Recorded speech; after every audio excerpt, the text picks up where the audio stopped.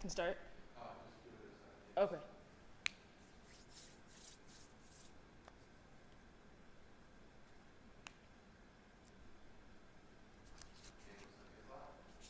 Great. I'm good? Okay. Thank you guys for waiting. Thank you for being here, whether you're here in person or live. I appreciate you taking time out of your Friday evening to come listen to me speak about electroacoustic music and hear electroacoustic music. So let's get started. Even though the phrase electroacoustic music wasn't popular until around the 1970s, the use of electronic and acoustic instruments together has arguably existed since the early 1900s. Despite this genre being around for over a century now, performers are usually left to just figure it out when it comes to learning these pieces. Learning non-standard repertoire is most likely not a problem to the professional who already does this for a living. But what about the student that wants to delve into repertoire outside of the traditional classical music canon? Or what about the private teacher who might not be as experienced teaching non-standard repertoire? Private teachers are expected to teach students all the skills necessary to be successful at playing their instrument.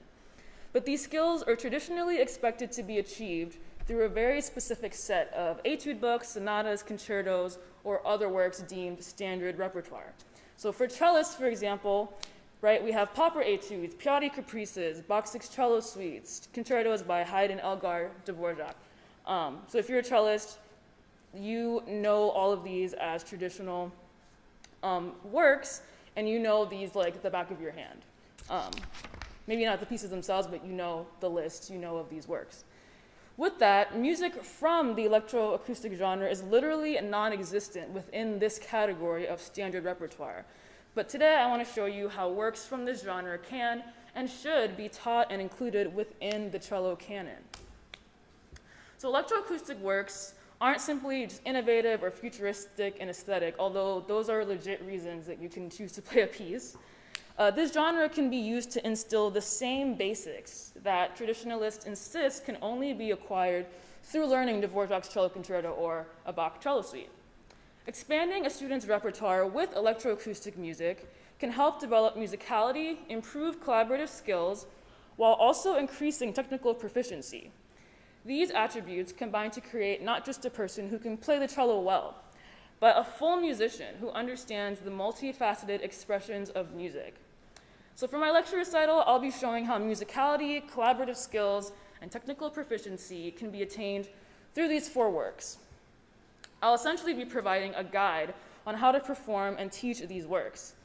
But you may still be wondering, why electroacoustic? Why this genre, right? You could probably teach these 3 skills in other genres too. Well, to get into that, we kind of have to know what electroacoustic music is. So electroacoustic music is just one out of many subsets within the realm of electronic music. So the broader genre of electronic music is music in which the source or original sound material has been electronically produced. Pretty simple, right? So electroacoustic music just adds that additional layer by incorporating acoustic sounds.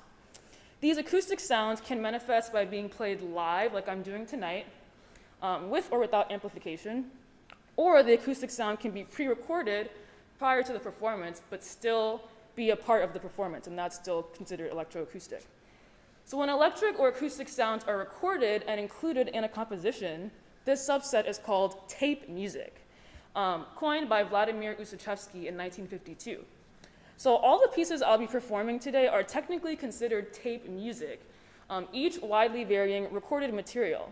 So for example, the material in the Davidovsky is purely electronic.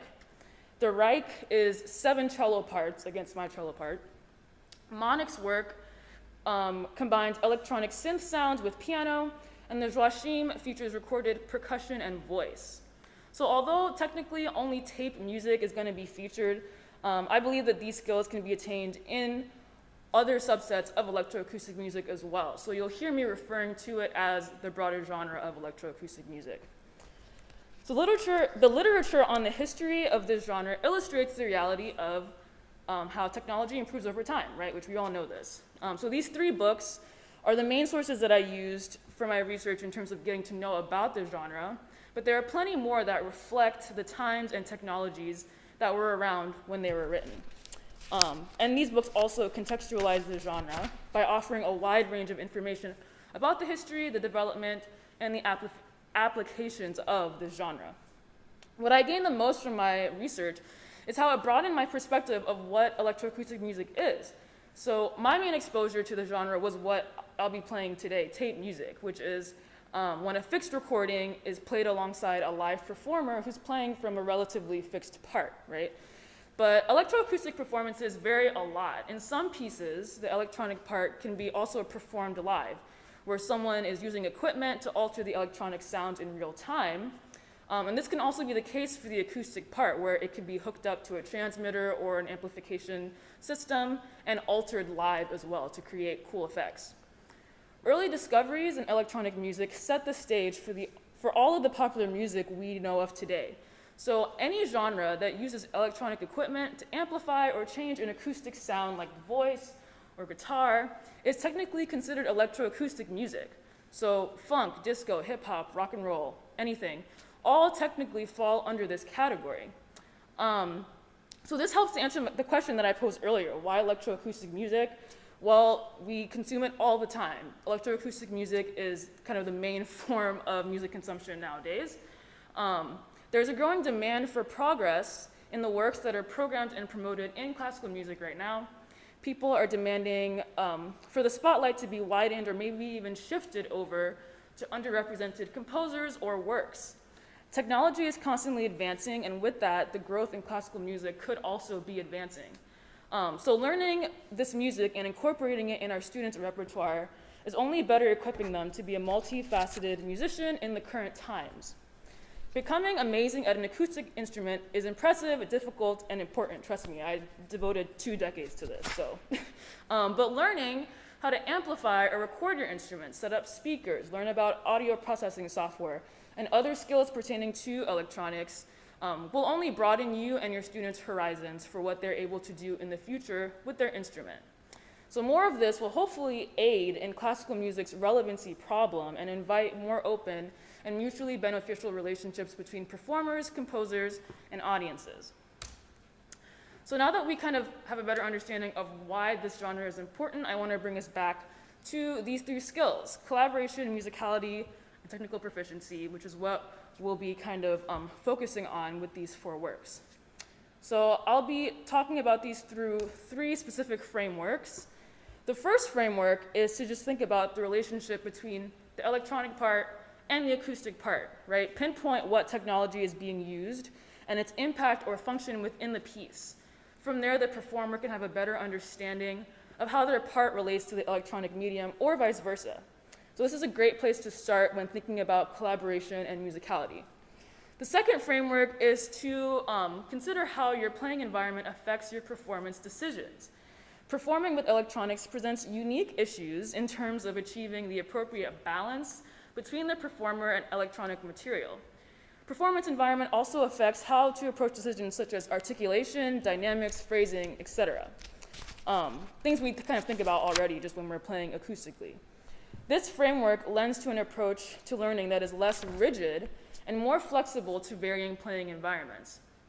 While it obviously informs the technical approach, it also dips into the arenas of how to be musical and how to collaborate as well.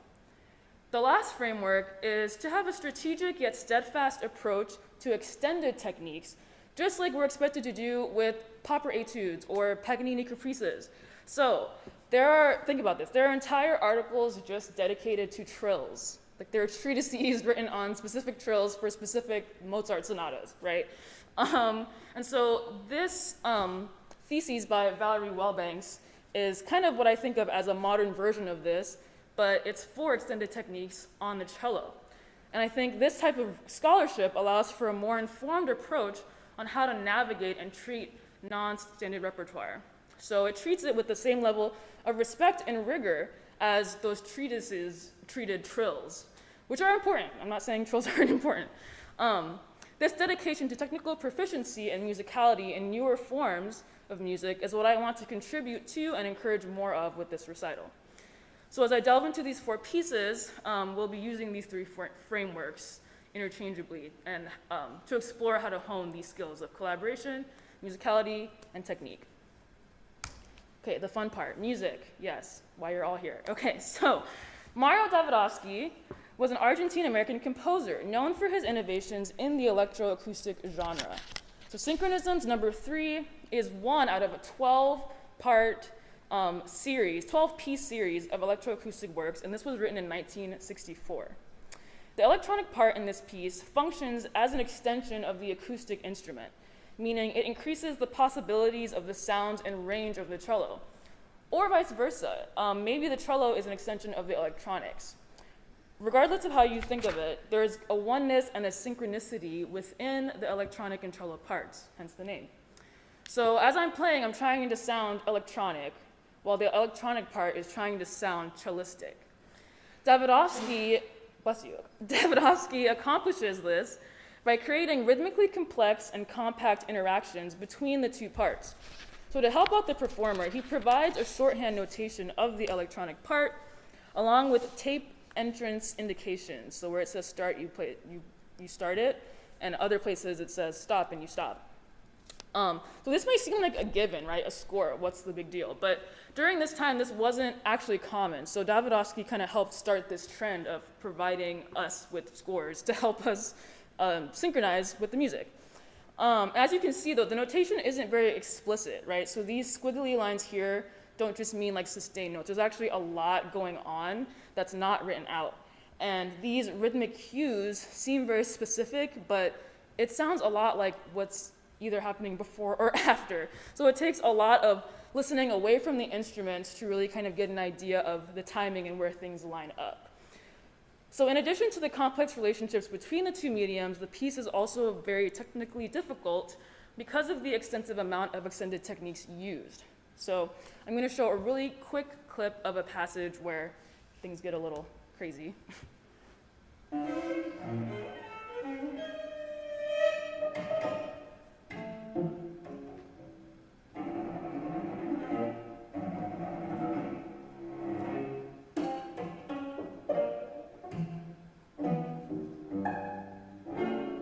Okay, I'll stop there. So when you think of cello playing, most people don't think of that, right? That's not what people would consider natural cello movements. So it takes, especially since, if you're brought up in the traditional private lesson route, we don't have etude books on how to play these types of techniques. So some suggestions that I have for approaching things like this is one, obviously starting off slow. This is the first page of the work, so this part is without electronics. And we're going to kind of zoom in on the passage you just heard. First things first, I like to think about these things like short gestural iterations. Gestural is very important because I think it's easy in these types of works to kind of just think things as like one by one, right? Pluck here, play this here, right? And we kind of forget the aspect of flow in these types of music. Just like when we play Bach, we don't think, play this G, play this D, play this B, right? There's follow through, there's flow, there's connection. So starting with short gestural parts really helps.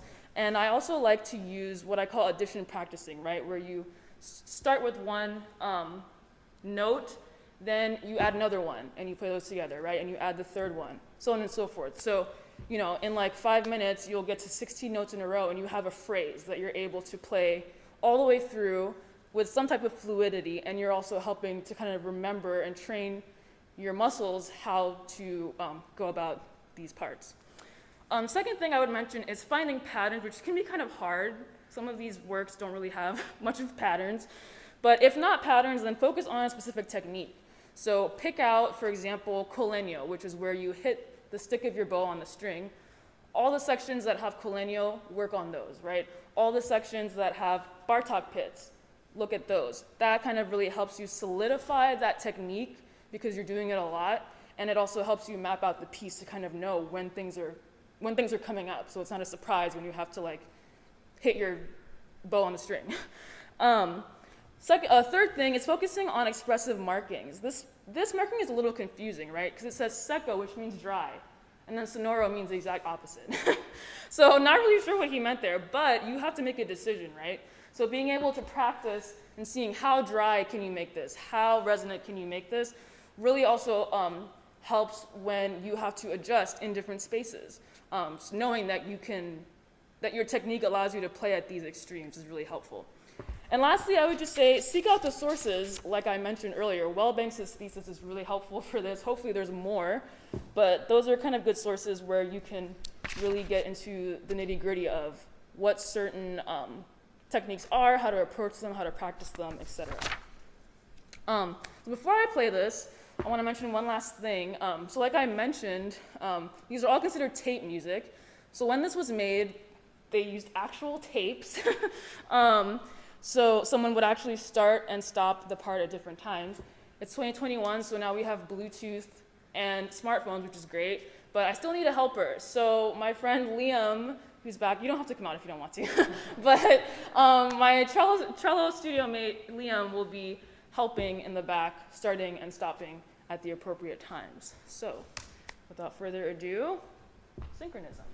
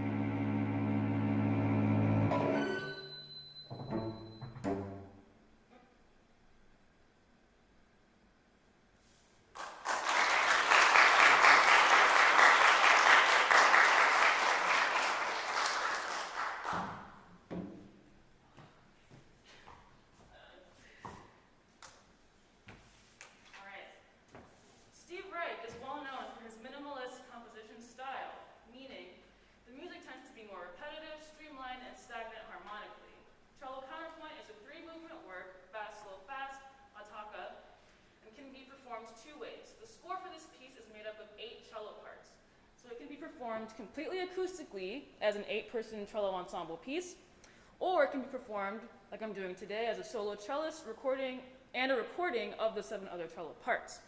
The soloist has an option.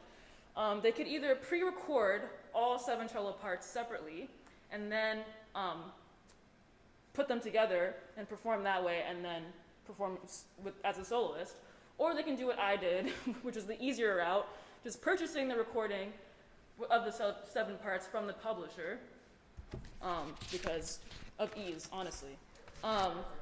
So since this piece is an 8 cello chamber piece, that means my part is not the solo part. So it's just 1 out of 8, so I'm not the dominant part the whole time. The approach to this is much different from the Davidovsky, where I have to play very soloistically throughout. In this case, the approach to my sound needs to be more flexible to better blend with the other parts. The rhythmic interplay and repetition is often the centerpiece of minimalist pieces. This piece is also quite physically taxing because of the repetition and the length. It's about 11 minutes. So mental practice is a huge part of this, with the recording and the score away from the instrument, just as productive as how to figure out how to physically execute it. So for example, the second movement repeats the same phrase a total of 7 times, with each cello part having different entrances, and it can be kind of tricky. So spending time listening to the parts and how they interact with the solo cello part will instill confidence in how all 8 parts align. Another thing to consider is intonation. The approach to intonation here is similar to playing with the piano. Either you're in tune or you're out of tune. The recording is always right. So there's very little room for error or expressive intonation. Slow shifting drills and slow metronome drills are the bread and butter when starting a piece like this, before you even start interacting with the other 7 cello parts. When you are ready to interact with the other parts, if you take my route, which is purchasing the recordings, they give you 4 tracks. So I would recommend starting with the second track here, as it is a click track with 7 cello parts and your part as well. So you can hear your part while you play along with it. And I'd recommend this because it's just a good way to start to get to know your part. Then I would graduate to this first track here, which is the same thing, but without the solo part. This is where you really get to explore how to interact with the 7 cello parts. It starts to feel more like chamber music, and you can make decisions about when to come in and out of the part and when to figure out where your part is more important or not. These last 2 tracks are basically performance tracks meant to use in performance, although I would recommend whatever track you do use, practice with that as well, right? Because it doesn't have a click track and you need to practice not playing with the click track. It just depends on what you want, right? If you're in a dry hall, you might want the reverb. If you're in a wet hall, you might not want the reverb. So that's just a personal decision. Regardless, the approach with the bow should more or less be the same, articulate and compact to ensure rhythmic accuracy. Preparing this piece is honestly like preparing chamber music, but you don't have to accommodate 8 different schedules, and you don't have to call out the violinist for playing too high, so that's great. So before I play this piece, I want to mention 3 quick things. First, I want to address Steve Reich's reportedly problematic past very briefly. While I don't want to give anti-Black sentiments a platform in this piece, I feel obligated to acknowledge the hurt caused, if only to encourage current and future generations of composers and performers to just do better and learn from the mistakes of our predecessors. Second thing is, like I mentioned, it's very repetitive in nature, so this is not a piece that I would recommend cramming, and I've experienced cramming. For the sake of your physical health, just allow a lot of time to learn this because it is very taxing, take lots of breaks, things like that. The third thing is for the audience. Like I mentioned, it's going to be tempting to just focus on my part because I'm right in front of you, but it is a chamber piece, so I really urge you to tune in to what's happening in the speakers in the other 7 parts. More often than not, there's probably going to be something more interesting going on in those speakers than in what I'm playing, so kind of try to pick that out yourself. If it helps, imagine 7 other cellists on stage with me, whatever works, but yeah, try to engage in that way. So with that.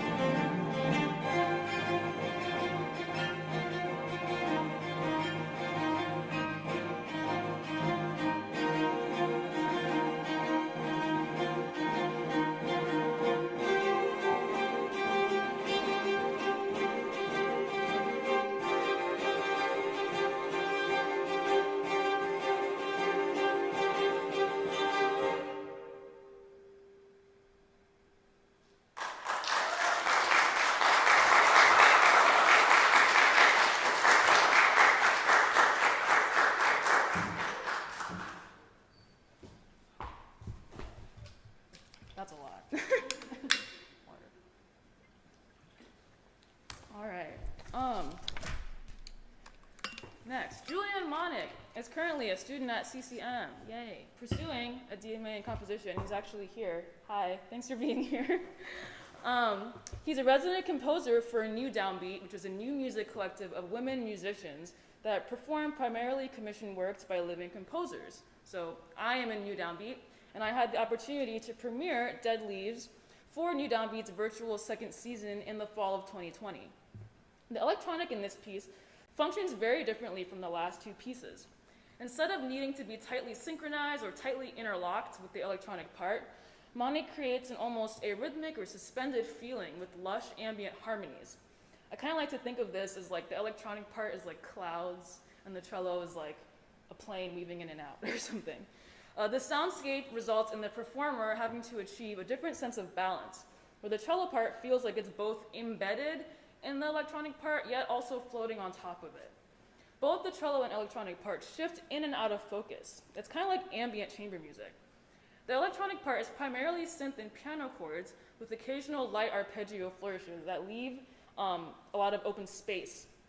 So this space allows for some flexibility with the use of timing, bow usage, and vibrato usage as well. Similar to the Davidovsky, Monick also provides the score for the electronic part with approximate timings, which is why you'll see me, I'll actually have my phone on stage with me, and you'll see me kind of looking from the score to the phone because I need the seconds. And it also provides arrows that indicate a sense of order of events. These seemingly small notational details really help in creating an organic sounding integration of the two mediums. This is honestly a piece that I would assign to a student as early as maybe high school age to help develop and spark a sense of personal musicality. Although you can work on technical things such as variations in vibrato and bow control as well. The flexibility between the electronic part and the cello help to grow a sense of personal autonomy, which is something that I think is really important for a young cellist to develop at a young age. So without further ado,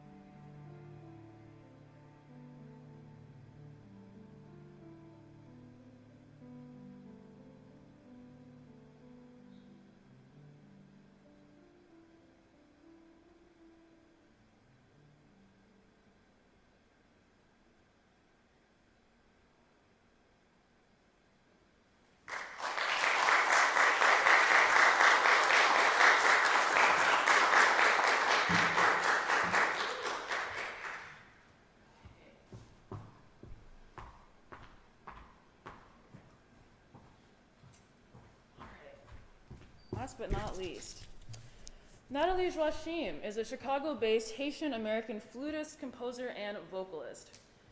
My first encounter with her was at an 8th Blackbird performance in 2018. Since then, she has released her debut album titled Femme d'Haïti, featuring flute, voice, spectral quartet, and electronics.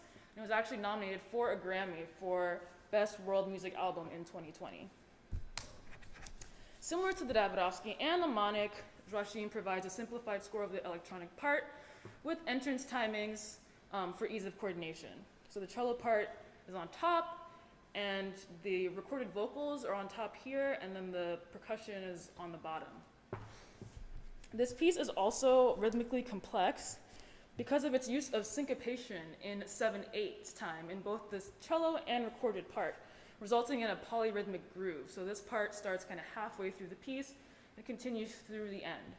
This is another example of how listening away from the instrument makes things a lot easier to really solidify the rhythm. Subdivide, subdivide, subdivide. Not just internally, but actually playing out the subdivisions really slowly without the performance track really helps. Also, the percussion rhythm underneath is also a good source to use to kind of help figure out where your part lines up. I mentioned this with the Davidovsky, but a gestural approach is also quite helpful in this passage. So once you're able to kind of perfectly play the rhythm in time, you want to also match what's going on in the recorded part, which is a little more groovy and free-flowing. So once you kind of obsess over accuracy and perfection, you're able to kind of loosen things up in performance. I think this piece dispels a lot of rhetoric I hear that accuses electronic music as being impersonal or detached from humanity or lacking emotion. I'd like to push back against that narrative, and I think the last piece I played, the Monick, kind of already helped my case, but this composition incorporates elements of a musical narrative, which is something that is often used in traditional classical music repertoire. It's common for composers to sprinkle in expressive markings in their work, but I think Joachim's use really tells a story. So she uses these following descriptors throughout the piece. You can kind of see them starting out, but in the beginning, she uses the word mournful, and then on the next page, she prints the word churning, and then halfway down, it's wailing cry, and then it goes to introspective echoing voices, and then there's a section titled insistent, and then it ends with floating. So try to remember these words as you listen to this piece and see if you can distinguish the different sections. So before I play, I want you to hear directly from her about this piece because I feel like she sets it up really well. So I'll play a clip of her talking about it, and then we'll hear the piece. Damwayo in Haitian Creole simply translates to, "These are my ladies." In Haiti, the cultural image of women is one of strength. They're pillars of their homes and communities and are both fearless and loving, all while carrying the weight of their families and children on their backs. As a first-generation Haitian American, these women, my mother, grandmothers, sisters, aunts, cousins, were central to my upbringing and my understanding of what it means to be a woman. In downtown Haiti Sud, where my family is from, it is rare to walk down the countryside roads without hearing the voices of women in the fields, cooking for their loved ones, gathering water at the wells with their babies. This piece and the voices within it are representative of these ladies, my ladies, and the cello sings their song, one of strength, beauty, pain, and simplicity in a familiar landscape. All right.